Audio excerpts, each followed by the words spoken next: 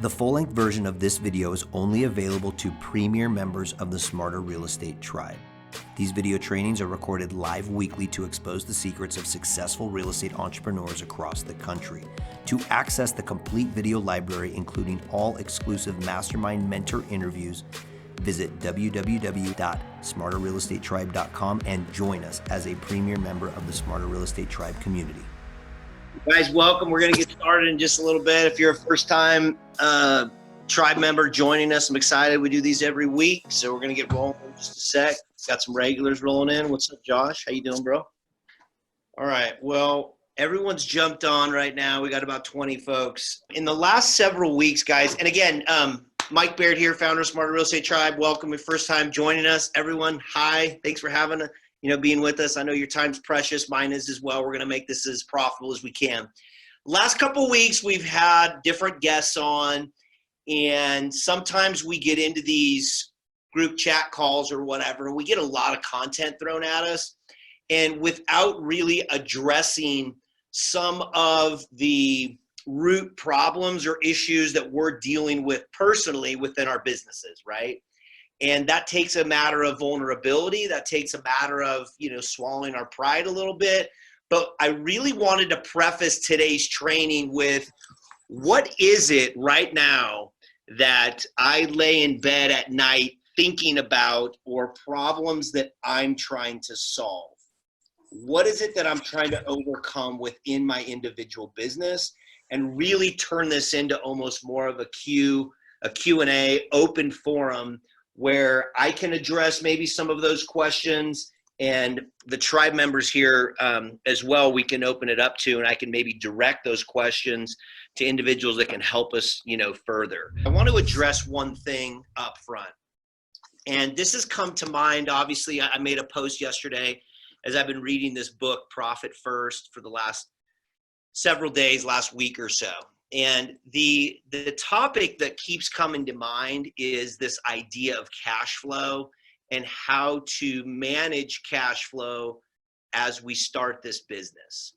And I wanted to just address the fact that this traditional model that some of us have begun or about to engage or have been engaged in with this, which is this traditional model of buy, fix, sell, can sometimes, what I referred to yesterday in that post was almost like profit is an event, right? And what I wanted to talk about is how he describes this as profit's really not this event, but it's something, and he used the word baked, that profit needs to be baked into our businesses.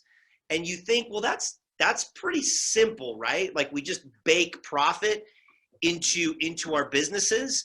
But what happens is the cash flow, and Josh and I, we've talked about this, Casey and I we've talked to a lot of folks, is like, this business is buy, fix, sell. Buy, money out, you're fixing, money out, money out, money out, money out, and then 30, 60, 90, 120 days later, boom, it's this event. So the question becomes, how do we make it not such an event, right? So I wanted to kind of open it up to you guys and say, what is it that you've done so that cash flow isn't so lumpy? I'll start, I guess. One thing that I learned a long time ago is the Robert Kiyosaki book. You got to have multiple streams of income. And being that real estate has 30, 40 streams of income, I think it's important. I had to learn that early on because I was just a wholesaler a long time ago. And so over the course of my first year or two, I wanted to learn more on what some other ways in real estate that I can make money. I got to a point probably about 5 years ago where I pretty much have about 5 things right now that I concentrate on. And in the last 6 months, I have my commercial stuff. I've wholesaled a few residential properties. I haven't done any flips, I haven't done a flip for about over a year. Commercial, done a few commercial deals. And then I have trucking company and stock stuff, and I dabble a little bit. Have someone do some Amazon stuff for me. What I admire about like Jake and those guys, their model, I don't know if it's necessarily their model, but what they're into is when they're diversifying their portfolio, the businesses are so polar opposite of each other. Like, so they do their real estate and they're doing their commercial ventures right now, but then they own a towing truck company. And so one doesn't necessarily affect the other.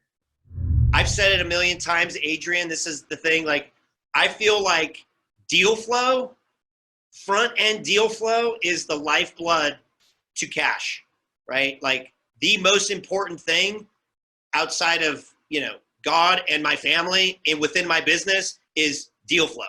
Like, I am generating constant, continual deal flow. So if I do not put that first, forget about it. Like, you don't have anything else. So for a newbie, when do you know the contractor bid is fair if they're taking advantage? Cool. All you do, contract number 1, contract number 2, contract number 3. Easy to know. People bring me a bid and they're like, hey, Mike, is this a good bid? Sorry, I don't know. Give me the second one. Give me the third one. Give me the fourth one. Then I'll tell you if it's good. I have something to add or say regarding sleeping at night, figuring out problems. Josh, go. You said that at the very beginning, and you've kind of went over a little bit. The one thing that I kind of took, that I've always taken the Henry Ford approach, where someone says, "Can you do this?" Well, no. If I need to know about marketing, I call my marketing guy. If I want to know about production, I call my production guy. I think we have a great group of people here, and I probably make 5 to 10 calls a month to people in this group just to answer questions that I don't know.